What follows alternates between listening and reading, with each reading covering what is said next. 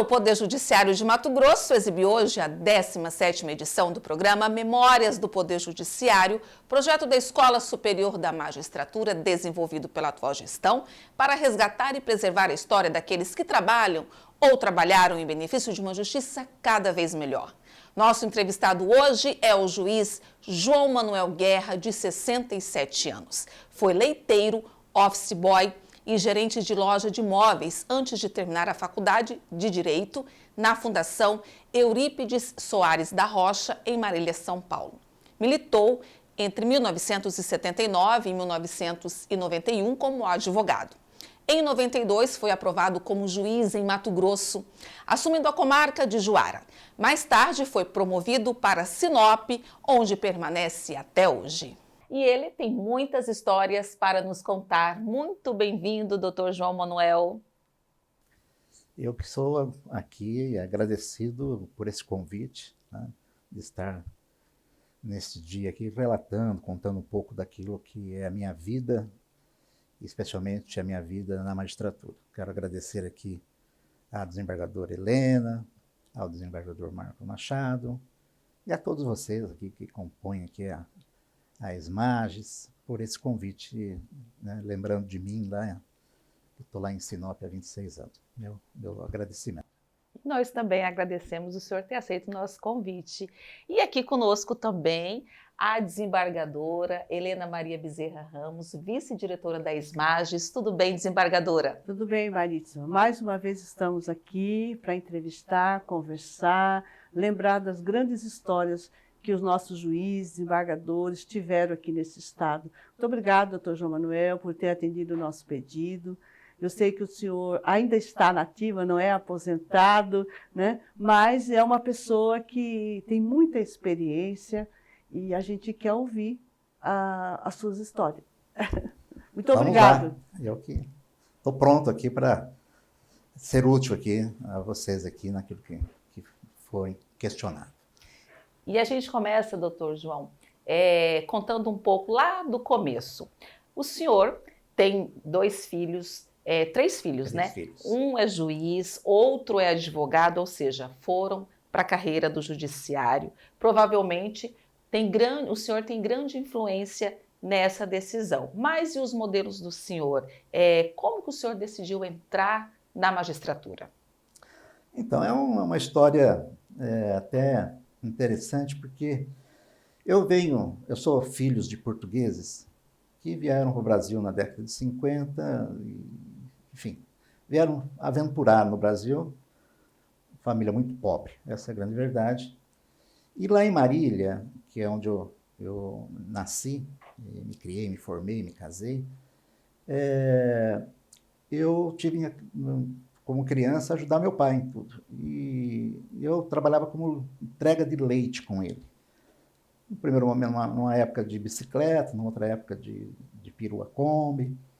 Numa dessas vezes, eu tinha lá meus 11, 12 anos, e eu entregando leite numa residência nas proximidades do fórum da comarca, que ficava no centro, ali na Rua Bahia, em Marília. Eu vi um senhor com a malinha entrando, e ele vestia uma roupa comprida, de preto.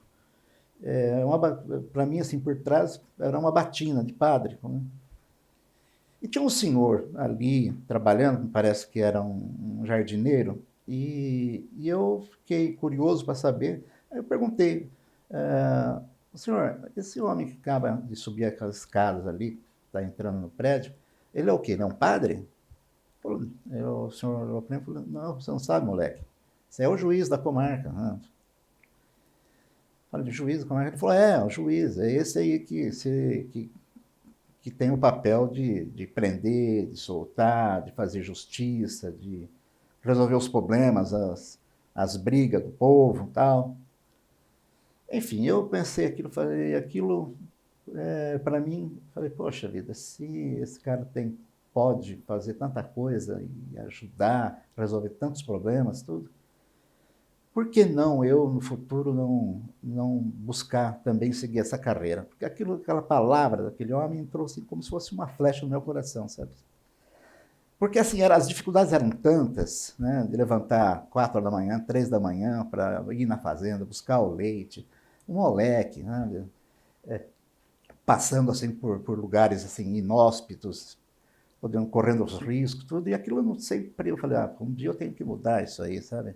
Eu tenho que estudar, tenho que chegar a um lugar para sair desse estado de pobreza. E aí eu fui buscar, fui mergulhar com todas as dificuldades, sem condição. Chegou no início, na fase da faculdade, eu escolhi então curso de Direito. Já fiz o primeiro ano, no final daquele ano eu me casei e logo, no primeiro ano, já tive o primeiro filho, que é o João Tiago, e não tinha dinheiro para continuar a faculdade, tive que fazer crédito educativo, terminar a faculdade com crédito educativo. Enfim, então foi... mas aquela questão de um dia ingressar na magistratura nunca saiu da cabeça, né? Mas fui advogar primeiro, advoguei por uns 9 anos, mais ou menos. Fiz uma incursão que não deu certo em Barra do Garça logo no início, ainda em 79, quando eu me formei em 78, colei grau em 79. Em agosto, fui a Barra do Garça com mais 2 colegas, mas foi uma experiência que não acabou não dando certo. Voltei para Marília, advoguei lá quase 3 anos, aí, mas aquele sonho de mudança, de crescimento, desenvolvimento. Lá eu era muito conhecido, era o João Leiteiro, sabe? Tem aquele ditado que santo de casa não faz milagre, né? E todo mundo tinha um advogado, parece, na família, então. Aí eu resolvi fazer uma segunda incursão. Aí eu tinha umas 2 famílias importantes de Marília que estavam em Alta Floresta. E eu tinha um primo também que estava em Alta Floresta, mas não era advogado, nada. Ele mexia com ouro, com joia e tal. Estava no garimpo lá. Aí eu fiz essa segunda incursão e vim à Alta Floresta. E cheguei em dia 16 de março de 83 em Alta Floresta. Chegando lá, a inexperiência era tão grande e tal, verifiquei, não era comarca, a Alta Floresta não era comarca nessa época. Para entrar com alguma ação, tudo tinha que vir em Cuiabá, como de fato cheguei a vir algumas vezes em Cuiabá para distribuir alguma ação. E enquanto isso, eu precisava ganhar dinheiro, precisava, enfim, cuidar da família, eu já tinha 2 filhos nessa época. Aí resolvi conhecer o garimpo. Fui conhecer o meu primo que estava no garimpo, tudo, acabei falando, enquanto não é comarca, em Sinop, enquanto não vira comarca, eu vou me enveredar por esse caminho, arriscar. Acabei aprendendo a mergulhar na balsa do meu primo e depois, logo em seguida, já montei uma balsa também para mim, no Rio Telespires. Virou garimpeiro também. Virei garimpeiro. Aí eu conheci, nesse período, uma família de garimpeiros forte, e eles souberam que eu era advogado, e aí eles também passaram a me dar alguns serviços e tal. E permitiu que eu garimpava na área deles. Era uma família forte. E eu fui sobrevivendo com aquilo lá. Eu exercia o magistério também em Alta Floresta, às segundas-feiras à noite. Fazia alguma coisa na advocacia e depois o resto da semana ia para a balsa, levava o rancho, né? E final de semana voltava, porque eu tinha dar aula na segunda-feira. E aí, assim, por uns 2 anos, 3 anos, eu fiquei garimpando, dando aulas e advogando pouquinho, mas mais na área administrativa, já que lá não era comarca, a nível de escritório, aquela advocacia de chamar, tentar um acordo, uma proposição, enfim. E aí, quando instalou a comarca, no dia 14 de dezembro de 85, instalou a comarca em Alta Floresta. Aí, nesse ano, eu falei assim, bom, não, agora eu vou me dedicar só à advocacia. E aí eu parei com tudo, vendi o que tinha dos apetrechos de garimpo, tudo e tal, e me dediquei só à advocacia desde então. E a minha advocacia estava em vento em popa. Em 87, eu, junto com um grupo de de advogados, um pequeno grupo de advogados, só tinha lá uns 8, 7, não dava nem para compor a subseção. Uma subseção tivemos que emprestar advogados de co-líder.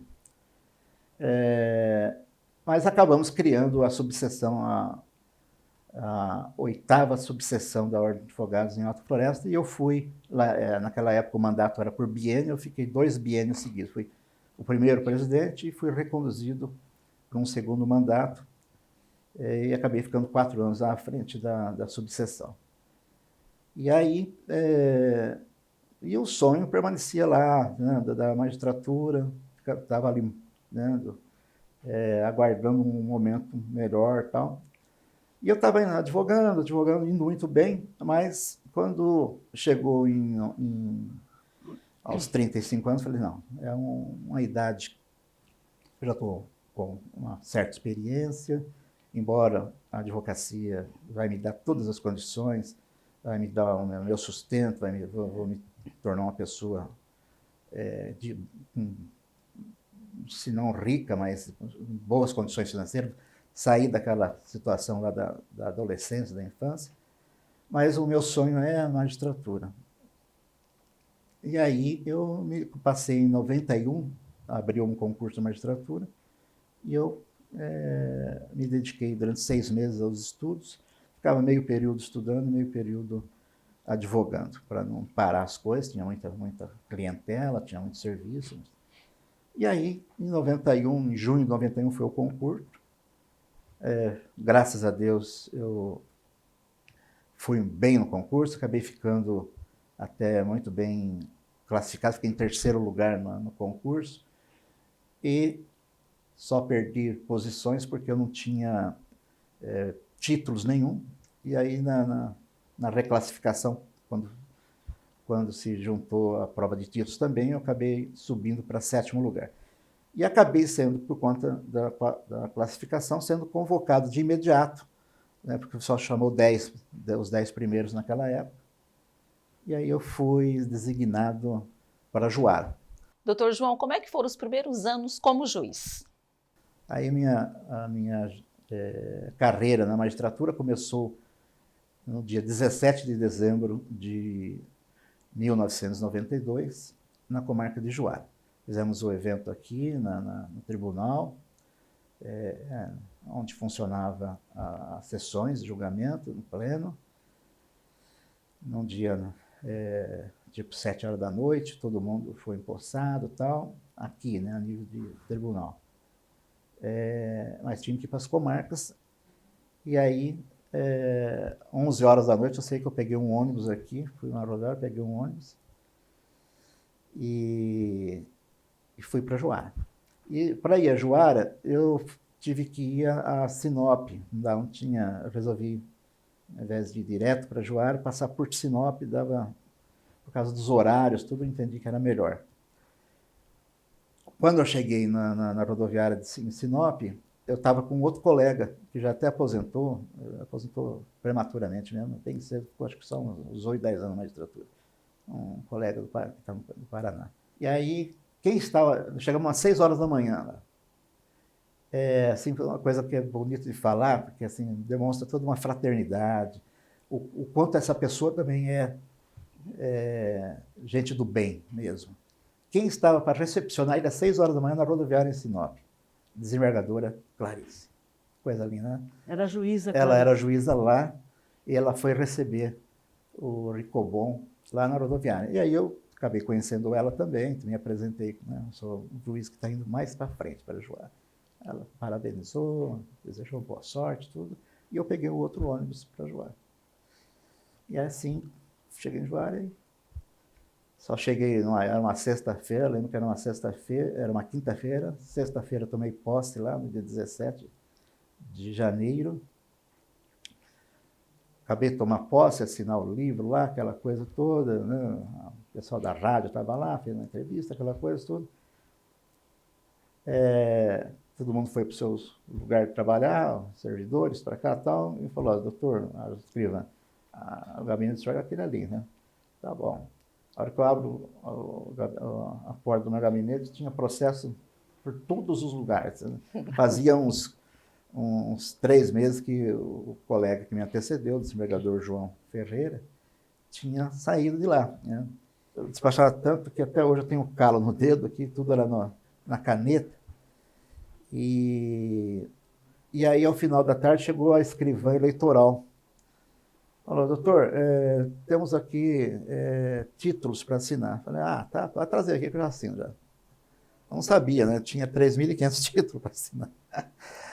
Aí eu falei, olha, é o seguinte, é sexta-feira, então me dá esses títulos aí, eu vou levar para o hotel, lá eu assino lá durante esse final de semana lá. Tá. Então, assim, meu primeiro dia foi assim. Mas é importante dizer que nessa época eu, para preservar a família, né, a proteção da família mesmo, assim, eu fui sozinho para Juara.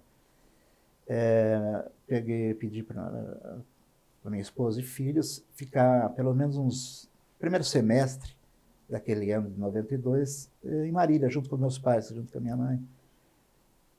Porque eu ia ter que me readaptar, né? Era uma adaptação. Era um novo mundo. Embora eu estivesse já há 8, 9 anos como operador do direito, como na advocacia, mas eu, me conhecendo, eu sabia que eu ia mergulhar de cabeça mesmo no trabalho, e que numa cidade nova que eu não conhecia e tal, falei, é bom vocês estarem num lugar seguros, tudo tal, até eu me acomodar, me organizar, arrumar uma casa boa para a gente, né, morar. Enfim. No meio do ano, aí acertamos para minha família se encontrar comigo em Juara, e eu vim buscá-los aqui em Cuiabá. E eles eram de ônibus, né, os 3, esposa, minha mãe e meus 3 filhos. O João Tiago, nessa época, tinha seus 15 anos, mais ou menos, 14, 15 anos. E a minha caçula, Maria Angélica, tinha uns 9 anos, mais ou menos, 8, 9 anos. E quando a minha filha me viu de longe, assim, ela se escondeu num dos pilares lá da rodoviária. Porque, assim, ela estava com tanta saudade, e eu também estava, evidentemente, e ela, na cabeça dela, eu e minha esposa estávamos separados, porque ficávamos tanto tempo longe um do outro. A cabeça dela, aquela de criança, ela mais tarde revelou. Eu pensei que naquela época eu estava separado da mamãe e tal. Então, assim, foi legal aquele momento ali, tudo. Aí saímos depois de viagem para Juara, de carro. E ali fiquei 4 anos, ao todo foi 4 anos e 11 meses. 4 anos e meses de muito trabalho, intenso trabalho. No ano de 1994, eu respondi pela comarca de Porto Gaúcho também. E às vezes respondia pela comarca de Juína nas ausências do colega. Mas eu era tão CDF que, por exemplo, Porto Gaúcho, em 94, eu ia às sextas-feiras lá, só às sextas, de táxi, pagavam de táxi, a prefeitura, enfim. Me levava e o táxi ficava o dia inteiro lá comigo, o taxista. Saía às 6 horas da manhã de Juara, chegava em Porto, já ia fazendo as audiências, despachar e tal, almoçava, voltava, e lá pelas 7 da noite, 8 da noite, voltava para Juara. Só que a comarca de Porto Gaúcho era uma comarca pequena. Ambas, né, tanto Juara como Porto, eram comarcas de difícil provimento. Eram distantes, estrada de chão, não tinha energia, faltava energia toda hora, era um problema sério. E aí, o juiz que me antecedeu em Porto Gaúchos produzia assim muito, né, que é o doutor Irênio, trabalhou em 90, ele da minha turma, ele trabalhou no ano 92 lá. E aí, ele, tanto trabalhar, tanto produzir, né, ele foi designado para Peixoto de Azevedo. E porque os servidores reclamavam, depois ele reclamou de mim também, né, os servidores de Porto, falou, doutor, se vocês continuar trabalhando tanto desse jeito assim, vai acabar os processos, não vão perder o emprego, a comarca vai fechar, né? Porque eu comecei, uns 450 processos lá, em 93, quando eu fui trabalhar lá em Porto também. E só trabalhando nas sextas-feiras, quando eu deixei a substituição, tinha 350 só. Então eles estavam falando, pô, trabalhando uma semana, uma comarca está precisa diminuindo no o mínimo 1.000, processo, né? Mas o Irene já tinha dado já tinha também dado uma aliviada enorme, assim, né? Porque sempre é uma comarca que não era sempre, tinha juízes, né? Então, mas esses juízes acabaram trabalhando muito e trazendo para um número bem pequeno de processos. E depois, quando surgiu a possibilidade de sair de Juara, só com a abertura de um concurso de promoção e remoção, depois de 4 anos que o tribunal foi abrir o outro concurso, né? Então ficou um período longo sem concurso. E eu só escolhi Sinop. Poderia ter tido, correndo o risco até de não ser promovido, porque eu só escolhi a segunda vara civil estava desprovida de juiz, e eu escolhi a segunda vara civil de Sinop e não concorri para mais nenhuma delas. Mas Deus foi bom, eu fui promovido por merecimento para a segunda vara civil de Sinop. Aí eu comecei minha jurisdição em Sinop e lá estou até hoje, na ativa, hoje como juiz designado para os juizados especiais lá. Mas por Sinop... mas responda para nós, por quê? Porque quando o senhor foi para lá, que ano que era quando o senhor foi para Sinop? Eu fui para Sinop no dia... eu tomei posse lá, salvo engano, no dia 26 de novembro de 1996. Ou seja, o senhor está lá há mais de 20 anos. Eu estou agora, dia 26 de novembro, vai fazer 26 anos. 26 anos o senhor já está lá. Em Sinop. Por que é que o senhor ficou em Sinop, não quis continuar na carreira, chegar à capital? Então, isso foi muito boa essa pergunta, desembargador, porque a gente sabe de onde a gente veio. A gente sabe, né, das dificuldades que passamos lá, quando criança, como adolescente. E na juventude, formei família muito cedo. Me dediquei a atividades inóspitas, corri riscos de vida, como mergulhador no garimpo. Enfim, só Deus sabe as dificuldades que passei. Mas eu sempre pensei assim, eu não vim ao mundo só de passagem, só para, sabe, esse negócio de deixa a vida me levar, né? A vida leva eu, não sou. Eu acho que todo homem, né? Um homem no sentido macro do termo, deve fazer por merecer ter tido, né,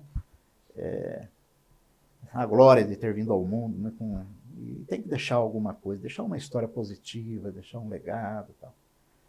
E eu, deixar um legado além do trabalho, além do juiz. Assim, e eu, assim, como magistrado, se há uma carreira que permite você desenvolver atividades sociais, atividades que façam a diferença, que possam ter uma influência positiva no meio onde você vive, essa atividade é do magistrado. Né? Ele tem que ser imparcial, sim, nas decisões ele tem que ser imparcial, mas essa imparcialidade não atinge a posição as possibilidades que a vida oferece para você fazer alguma coisa diferente, fazer algo. Porque ainda a magistratura, temos perdido terreno, é verdade, nessa área, mas ainda tem muita credibilidade. E numa cidade do interior, é muito mais isso ainda. E numa cidade como Juara, como Sinop, na época, quando eu fui para Sinop, só tinham 3 varas, né? Hoje tem 11 varas, mas na época eram só 3 varas. Juara era vara única.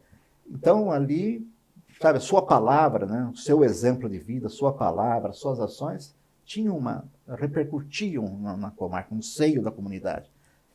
E vendo isso, né, no dia a dia da jurisdição, vendo o sofrimento de pais e mães com relação aos seus filhos, eu achei por bem desenvolver um trabalho lá que restaurasse vidas, lá em Sinop. Quando eu fui para Sinop, fui com essa missão, falei, lá em Sinop, falei, estava minha esposa, nós escolhemos Sinop, mas aqui em Sinop a gente vamos além da minha atividade, vamos fazer algo para marcar a história aqui de Sinop. A minha vida espiritual é uma vida espiritual bastante ativa, eu pastoreio também, sou membro de uma igreja cristã evangélica, e através desse segmento, através da vida cristã minha, vida espiritual minha, eu acabei desenvolvendo esse projeto lá em Sinop, numa área rural de 30 alqueires, um projeto de desenvolvimento de restaurar vidas, especialmente aqueles que se envolveram no mundo das drogas, no mundo do álcool. E assim nós, em regime de internato, chegamos a manter, em certas épocas, até 45 internos mantidos pela instituição. Uma instituição ligada à igreja, da qual eu estava à frente, eu e minha esposa à frente desse trabalho. Ficamos à frente desse trabalho por 18 anos. E a minha jurisdição também sair da área civil por conta desse trabalho, acabei saindo em 2003, eu acabei saindo da vara civil, da segunda vara civil, para a vara criminal, porque na vara criminal eu entendia que tinha um apelo maior com esse meu trabalho que eu desenvolvia, especialmente na área da ressocialização, daqueles egressos do sistema prisional. Quando deixavam o sistema prisional, muitos deles eu acolhia lá no Centro de Restauração de Vidas, que depois se transformou numa fundação, a Funvida, Fundação Livre para Viver. E depois, mais para frente, em 2012, com a criação da terceira vara criminal, na comarca de Sinop, que era uma vara de execução penal, eu migrei por remoção a pedido para essa vara de execução penal, porque aí estava exatamente dentro da minha seara de trabalho, combinando o meu trabalho como magistrado, né, focado na área da execução penal, que eu lidava exatamente com esse segmento, né, dos presos que estão em cumprimento de pena. Eu desenvolvia esse trabalho dentro do presídio, como também, quando saíam, muitos deles que desejavam, eu acolhia por um período, funcionando, vamos dizer assim, a instituição, de certa forma, como um orfanato, né, que é uma das instituições previstas na Lei de Execução Penal, nessa ressocialização. E mais aqueles que voluntariamente, os pais procuravam tudo, que estava com o seu filho com problema nessa área, e que a gente acolhia e ajudava a eles saírem desse mundo. E essa instituição existe até hoje? Existe até hoje. Doutor João, muito bacana. E aí, aliar, né, a profissão, né, e essa ajuda social, né? O senhor entende que o juiz deve fazer isso sempre? Todo juiz deve, na sua comunidade, se envolver com a comunidade, fazer um projeto social, ou isso é uma coisa do senhor apenas? Não, cada um tem seu jeito de atuar, mas eu acho que se você tiver uma oportunidade, você deve fazer, você deve participar, pelo menos, porque você é muito ouvido, né? E tem muito poder de influenciar as pessoas. Então, sempre que possível, o magistrado deve se envolver nessas ações. Eu vejo aqui várias ações feitas por colegas, não só em Cuiabá, mas espalhados pelo estado todo, e eu aplaudo, sabe, porque não é simples você deixar a sua atividade fim, né, que é dizer o direito dentro dos processos, mas e além disso, fazer algo a mais, né, tirar do seu tempo de lazer, do seu tempo né, com família, tudo para um trabalho, seja ele qual for, de caráter social. O meu filho mais velho, João Tiago, um colega nosso, um menino que com 23 anos foi ser magistrado no Acre. Lá ficou 2 anos e alguns meses lá, se vitaliciou lá, mas depois fez o concurso aqui, também foi aprovado, foi para mais perto. E é um colega, é um juiz que foi agraciado recentemente com um convite de trabalhar no CNJ, né, junto ali a presidente do Supremo Tribunal Federal, a ministra Rosa Weber. Tenho o meu filho Felipe, um advogado impressionante, como ele é bom na área que faz, como criminalista.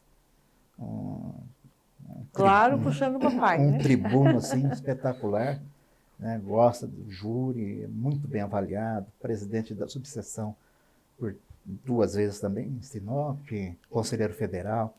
E a Maria Angélica, uma nutricionista funcional, tem um canal no YouTube, é a Nutri das Mamães. É só entrar no YouTube e ver lá, Nutri das Mamães. Maria Angélica, minha filha, mora em Curitiba.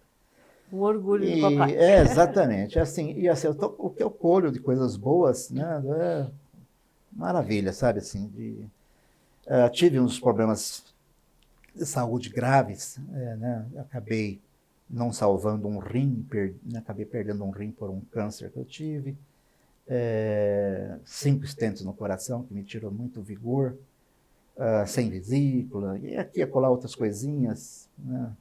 Mas Deus tem me sustentado até aqui, em pé ainda, e eu ainda quero ir um pouquinho mais à frente aí e fechar ainda com toda essa história aí, com mais alguma coisa que eu possa ser útil aqui na Terra ainda, se Deus me der condições, ainda eu desejo fazer. E o senhor tem alguma história marcante aí, por exemplo, na comarca mesmo de Sinop, né? Algum caso que o senhor atuou, algo que o senhor pode contar para a gente, de repente... Todo juiz, né, assim, tem coisas, causas, né, assim, importantes, alguma situação que... Ou diferente. Diferente, que marcou a sua vida, que... E eu tenho, por exemplo, em Juara, só me lembro, em Juara, eu era o juiz de vara única, e naquela época os tribunais, as juntas de trabalho não existiam, só tinha em Cuiabá, acho que uma em Colíder, Sinop não tinha. Então você era juiz trabalhista também, juiz trabalhista e previdenciário. Então, fiz atendi muitas situações, decidi muito nessa área trabalhista e previdenciária. E na previdenciária, era aqueles pedidos de aposentadoria rural. Era uma zona rural, eminentemente, Juara, né? Só que tinha dificuldade, os processos não andavam, porque eram os velhinhos, famílias, né? Velhinhos, casalzinho, lá no sítio, lá longe, não sei, não tinha carro, não tinha... Era de carroça, era cavalo. Então, é difícil as audiências acontecerem. Então, teve uma época que eu fiz, por exemplo, fiz um mutirão. Passei uns 3 meses fazendo audiência todos os sábados e domingos nos sítios da região. Sítio até 150 quilômetros, 180 quilômetros. E aí eu, escrivã, a gestora, né, hoje gestora, na época escrivã, o menino que fazia as audiências, tudo na máquina de escrever, e lá está punhando uma mesa lá na casa de pau a pique, tudo, e fazia as audiências para poder a coisa andar. Aí o vizinho vinha testemunhar para o outro, sabe? Porque a prova era para demonstrar que... E já fazia um almoço, às vezes, uma carne com arroz. Às vezes almoçava lá, fazia 2, 3 audiências por final de semana. Então, assim, fiz mais de 30 audiências nessas condições. Uma coisa que me marcou, porque depois eu sentenciei esses casos. Em todos os casos, né, foi concedida aposentadoria a essas pessoas, aposentadoria rural. Eu tenho uma situação que até pode ser pedagógica aí, especialmente assim, para os novos colegas que estão entrando, magistraturas mais novos. Pode servir assim um exemplo e ser mesmo pedagógico, isso que eu vou contar para vocês. Eu tive uma situação em Porto Gaúcho, quando eu respondi a Porto Gaúcho em 93, numa temporada de Tribunal do Júri. Eu marquei uma temporada lá, tinha uns 3 casos que tinha que levar a júri, tinha que fazer o júri, né, presidir o júri, e eu marquei nessa temporada 3 casos. E um deles era do Manolo, um caso que ficou famoso lá, Manolo. O apelido dele era, do indivíduo era Manolo. E eu, quando ia a Porto Gaúcho, volta e meia, dava um pulinho lá na delegacia de polícia, que também funcionava anexo à cadeia pública. Uma boa cadeia, inclusive. Era a melhor cadeia do que em Juara e mesmo melhor do que em Sinop, tá? Um presídio bem arrumadinho até. Eu chegava lá e via um cidadão ali, capinando em volta, varrendo. Às vezes até via esse cidadão ali fazendo café, atendendo ali, orientando alguém que chegasse e tal. Eu nunca passou pela minha cabeça que essa pessoa pudesse ali, na verdade, estar presa. Mas ele era um menino, era um rapaz, assim, sei lá, seus 30 anos, né? Tão simplório, assim, tudo, né? E estava ali, tinha ganhado a confiança, né? Não tinha servidores, não tinha para fazer esses serviços assim na delegacia, lá e fazia, limpeza, essas coisas lá.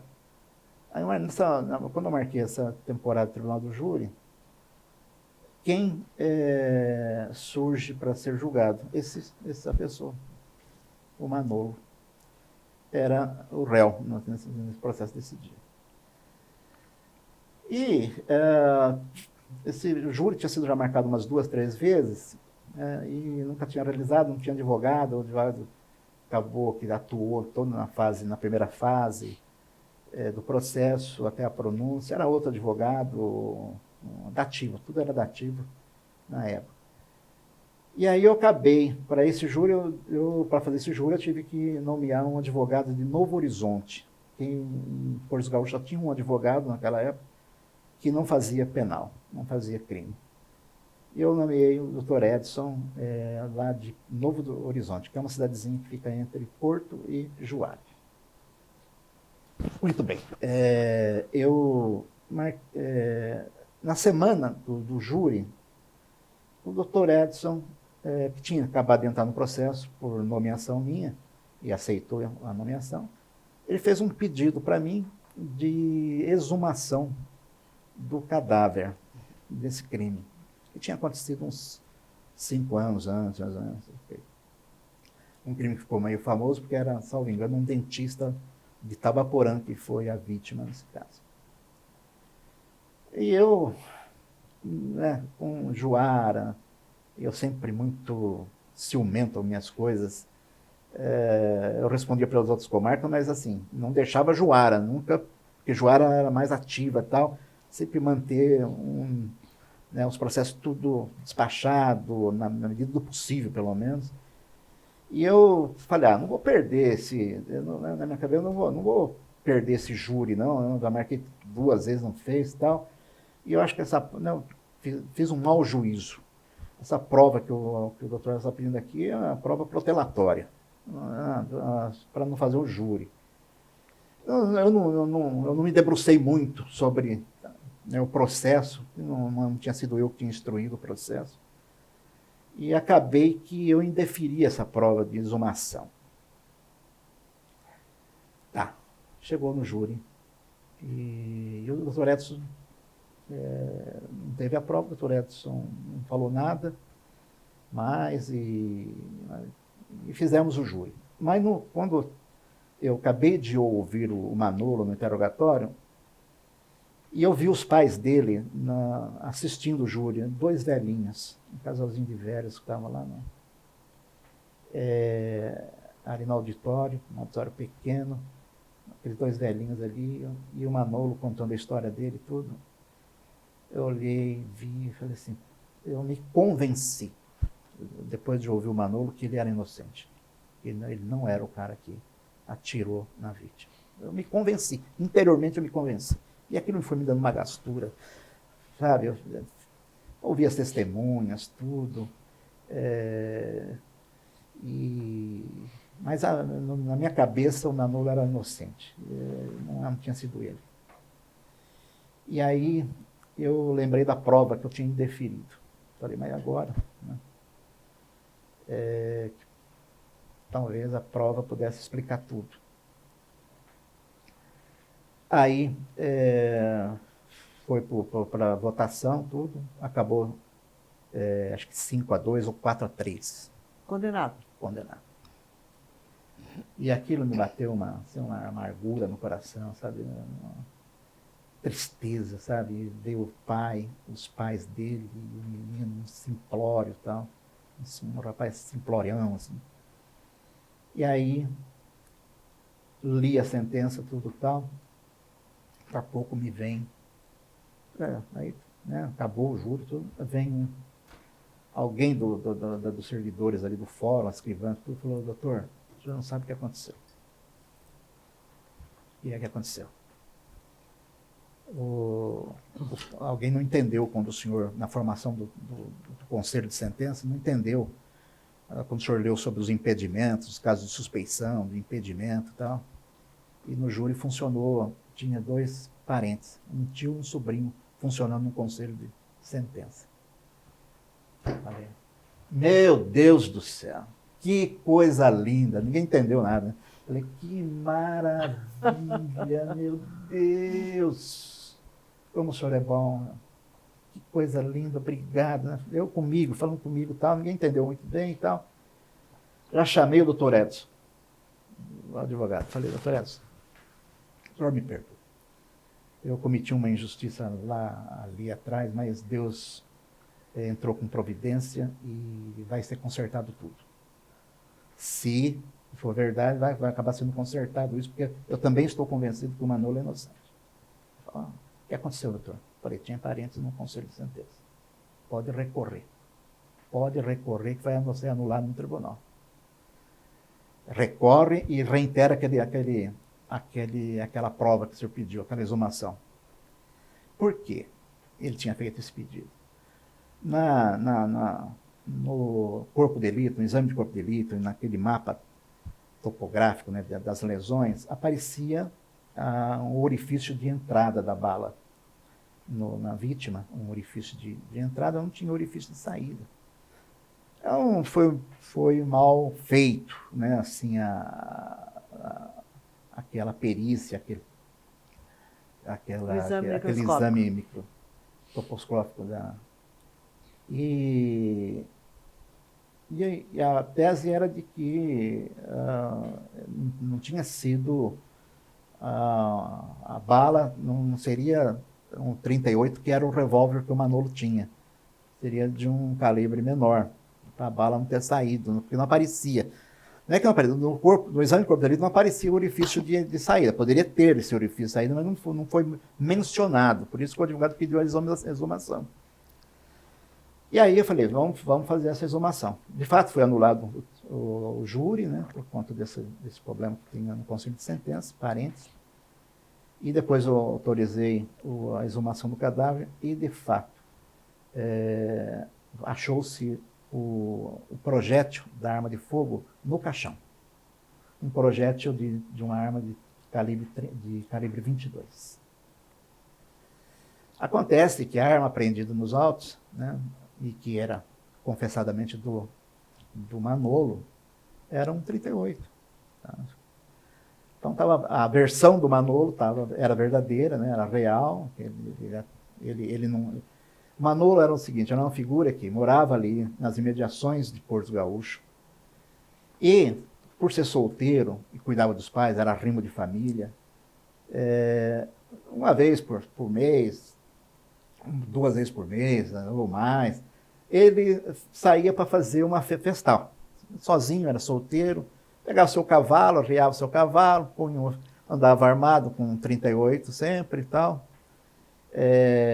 Mas não era, ele era um trabalhador rural, era um cara, cuidava dos pais, tudo. Mas ele costumava ir lá acho que para achar uma namorada e tal, ia lá em Tabaporã, que era uma currutelinha na época.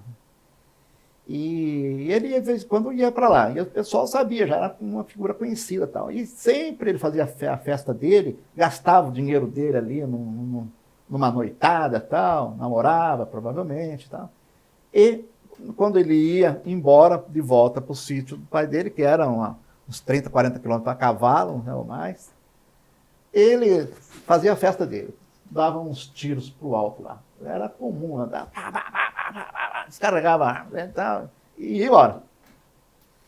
E aí acabaram usando ele como um boi de piranha, né? Aproveitaram aquele final de semana que ele estava lá e que todo mundo sabia que ele costumava fazer essa algazarra, dando uns tiros lá para o alto, e mataram esse dentista. E aí todo mundo falou, não, o único que atira aqui, que tá, naquele dia que estava à noite aqui e tal, tudo, e que deu uns tiros, tinha arma aqui, era o Manolo. E ficou o Manolo como o autor do crime. E assim, eu tive o prazer de levar o Manolo novamente a júri, e aí ele ser absolvido. E descobriu-se o autor do dentista? Por incrível que pareça. O autor do crime estava no primeiro júri, assistindo. Tem uma ideia. Depois descobriu-se que ele estava, só que quando foi prendê-lo, ele já estava fora do país. Foi para a Bolívia ou Paraguai, alguma coisa assim, e pelo que se sabe, esse crime ficou impune. Então, assim, para os juízes reassistir esse depoimento meu, né, só para lembrar, assim, então, o juiz, ele não pode ser nunca precipitado, ele deve né, valorizar. Nem sempre os pedidos formulados assim por advogados são pedidos protelatórios, pedidos assim que não tenha nenhuma precisão, necessidade. Nesse caso, se eu tivesse deferido a exumação do cadáver, não tinha sido realizado o júri, né? Teria sido realizado, não é absolvido, não precisava ter passado, correu esse risco de pegar ali 15 anos, 14 anos de prisão para a primeira condenação dele. Então, foi uma precipitação minha, no afã de querer distribuir logo a justiça, né, fazer a apreciação jurisdicional, estava trazendo um prejuízo, uma injustiça para uma pessoa que era rima de família, que cuidava dos pais. E que era tão gente benquista que cuidava até da delegacia, né, para você ter uma ideia, né? E assim, esse é um caso que me marcou a minha vida nisso, né? E tivemos outras situações. Tive uma situação que me chateou muito, porque eu disse às partes, olha, isso não, né, do jeito que vocês estão conduzindo, isso não vai terminar bem. Tente resolver isso amistosamente e amigavelmente. Era um espanhol, um senhor de idade espanhol, né? Espanhol mesmo, da nata. Morava lá em Juara, tinha um sítio lá. E o vizinho dele era um pessoal que mal afamado. Eram uns vizinhos que não tinham uma boa fama, e de truculência também. E estavam brigando por uma questão de divisa que, se somar tudo, a diferença da área, se desse, dava 1 hectare de terra. A cerca começava aqui, e entortava e entrava por um lado. Um alegava que a área era dele, a outra falava a mesma coisa, tudo. E eu estava para decidir, era uma possessória, e vi aquilo, e era tão pequeno, achei que era tão pequena a questão, que eu chamava as partes, acho que umas 2 vezes com um acordo, e não deu composição. Não deu, espanhol irredutível, o outro nem aí, falou que não dava, que era dele a área, isso e aquilo e tal. Fui feita a perícia, mandei fazer uma perícia e verificou-se que o espanhol tinha razão, na verdade.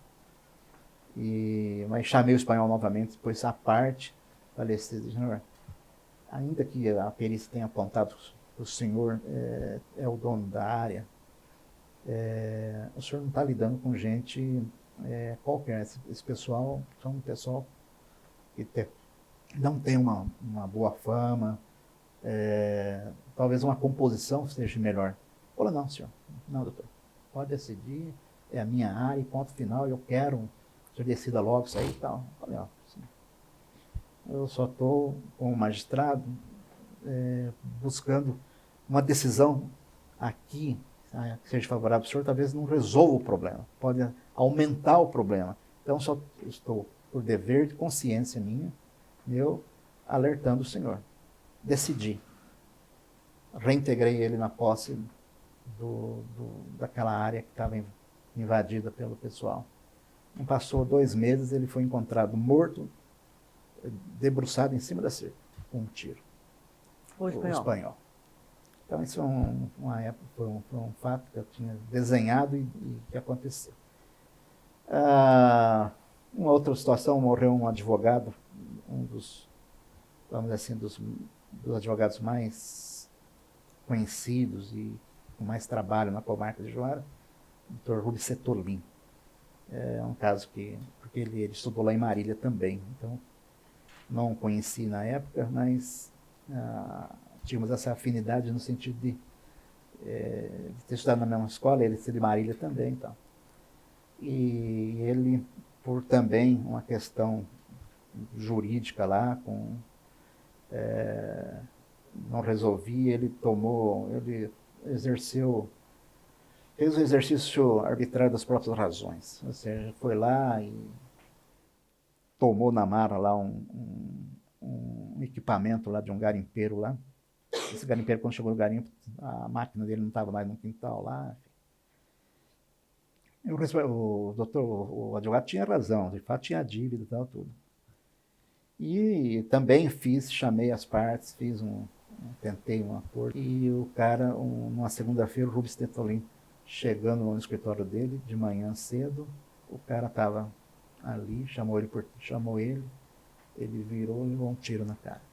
Morreu ali mesmo, em frente ao escritório dele. Depois esse cara que atirou, foi para a casa dele de táxi, aí a cidade um alvoroço, tudo e tal. A polícia soube que ele tinha ido para casa, cercou tudo lá, mas ele ficou dentro da casa com a família, fechou a casa tudo. A polícia dando voz de prisão, ele falou, não me entrego, e mandou um bilhete. Eu só me entrego se o Dr. João Guerra, juiz de direito, vier aqui na minha casa me prender. Só me entrego para ele. Aí vieram me avisar isso, falei, não. Aí eu conversei com o delegado, e eu e o delegado fomos até a casa, só nós dois. E o delegado foi comigo, para dar um apoio ali. E na hora que eu cheguei na casa, ele abriu a porta. A família estava reunida dentro de casa. As armas da casa estavam em cima da mesa. E aí ele se entregou para o delegado. Se entregou para o juiz da comarca, né? Para mim, né? Eu me lembro que eu ia, às vezes, a Juína, ia também só às sextas-feiras, a Juína, quando eu respondia por Juína. Às vezes que eu respondia por Juína. Eu ia na sexta de avião e passava o final de semana em Juína. Então, eu trabalhava naquele final de semana, mandava descer tudo que era processo para despachar, tinha tal, enfim, algumas audiências urgentes fazia, ao sexta, ao sábado, fazia até audiência do domingo. No norte, no Mato Grosso, não tinha energia, não tinha energia, era tudo ainda gerado por motor a diesel, né? Então, às vezes não tinha diesel, às vezes o motor fundia. Então, por exemplo, eu lembro em Juína, fazendo audiência, uma ação, uma possessória grande lá em Juína. Começou tipo umas 4 horas da tarde. E entrou à noite, 7, 8, 9. E ainda faltavam umas 4 da semana para ouvir. Acabou a energia. Aí eu falei, não vou terminar isso aqui, tem que ouvir todo mundo, eu tenho que decidir a liminar sobre. Era uma audiência de justificação. E aí terminei a audiência com o Lampião lá pelas 2 da manhã. Tá? E assim foi, sabe? Assim era a nossa vida. Lá em Juara, era tão difícil de sair de Juara, tinha que sair pela Baiana ou ir por Sinop. Mas em épocas de chuvarada era intransitável. Né? Você morava 2 dias, às vezes 3 dias. Então, eu cheguei a passar 2 anos sem sair de Juara. Não saí de Juara, simplesmente não saí. A não ser para ir a Porto, né, por causa que eu respondia às vezes por Porto, ou por Juína de avião. Mas vim aqui, nem saí de férias, ficava lá. Né? Porque era assim, sabe, puxado mesmo. E a gente também, nessa época, presidia as eleições. Né? Eleições também tem várias lembro de várias histórias. A última delas, A história foi em 96, a eleição municipal, e estava muito acirrado, 2 grupos lá, acirradíssimos, né? E um estava na frente do outro, mas estava caminhando para ganhar, assim, a princípio, mas o outro grupo falava não, e corria ali, né? O boato de que eles iam ganhar, nem que fosse na marra, né? E aí eu fiquei pensando o que fazer, né? Para você entregar um resultado que fosse fidedigno, né? Com o desejo popular e tal. Aí eu, por minha conta e risco, na contagem dos votos, que era lá no ginásio de esportes, eu contratei uma empresa lá que filmava. Eu coloquei 2 câmeras colocadas onde ficava a rede ali do basquete, ali, ajeitado ali as câmeras que vinham, que filmava as mesas de contagem de votos. Tentando ali inibir, eventualmente, aqueles votos que eram brancos virar votos votados, né?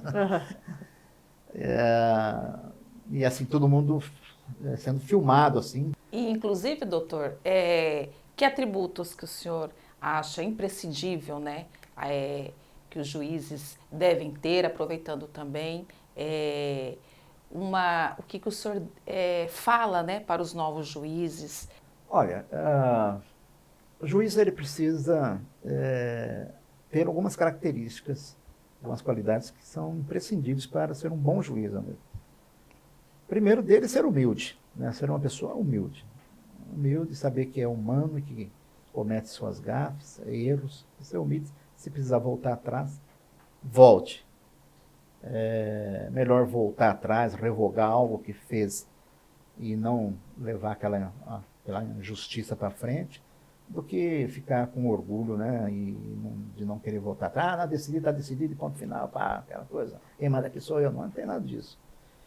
A outra coisa é você ser uma pessoa bem resolvida, né, na vida, sabe? Ser um cara equilibrado, ter um bom senso, né, deve prevalecer sempre.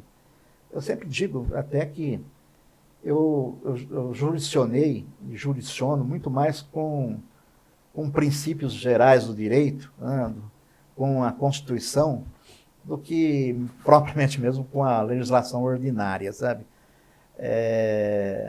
Então, assim, a equidade, a analogia, os princípios gerais do direito, os fins sociais a que se deve dirigir, né, na aplicação da lei, a Constituição, né, como a mãe das leis, você tem que estar em sintonia com isso.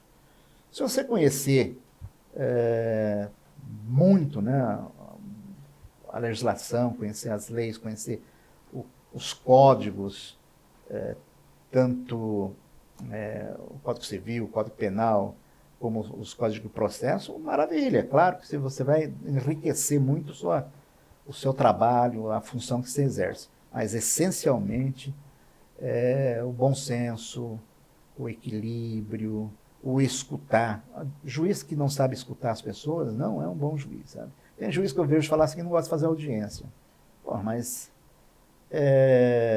uma audiência, às vezes, é fundamental. Você ouvir, dar espaço, né, realmente para o contraditório, para que você possa, ouvindo as versões, você depois,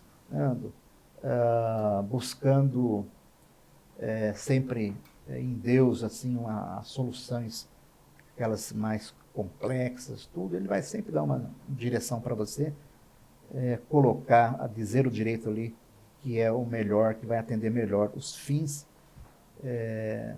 ali daquele caso concreto.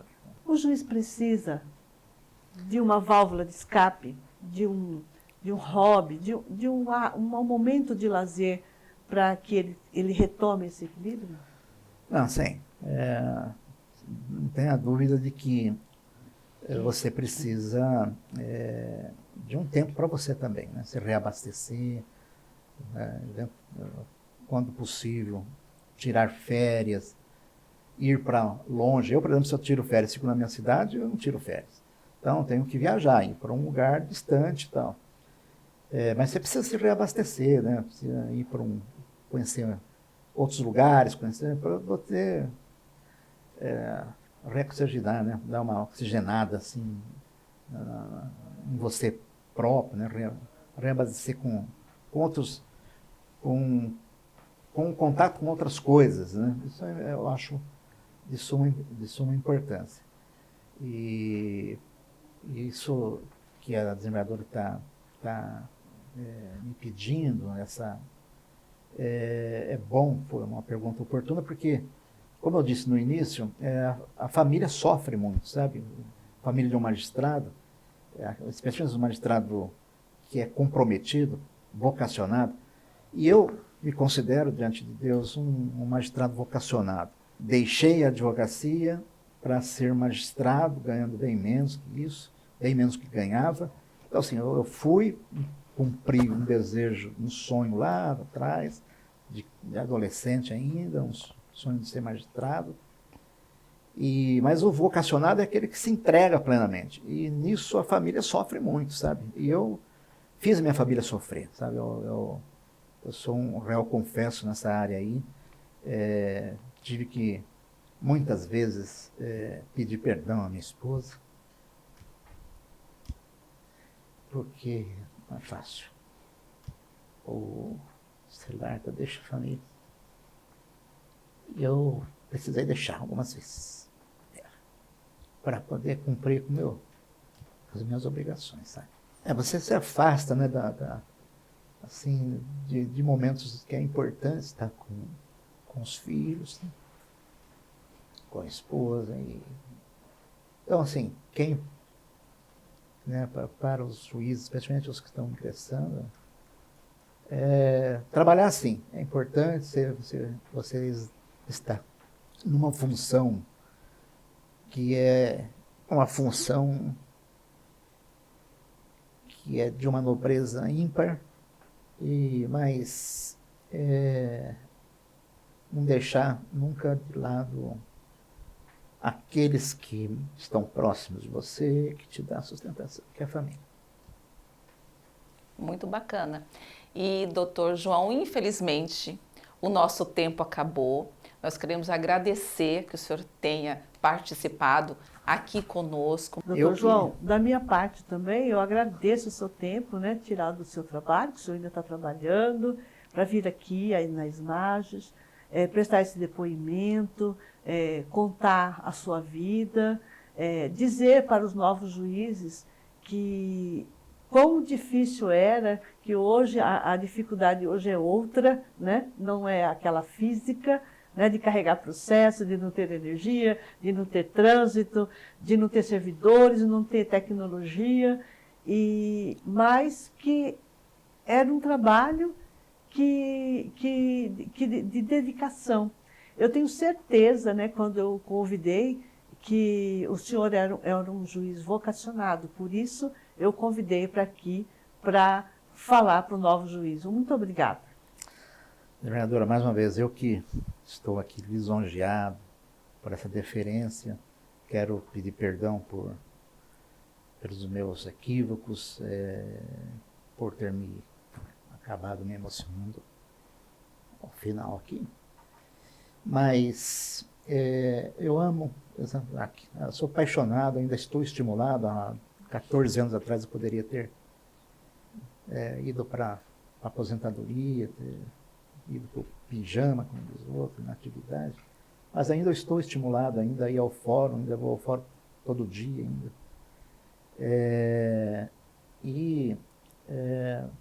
Quero dizer assim, aos novos colegas, né, que nunca deixe essa chama, né, apagar, porque eu sei que quem se envereda para essa função tem um desejo de dias melhores, tem um desejo de fazer justiça mesmo, a justiça real mesmo.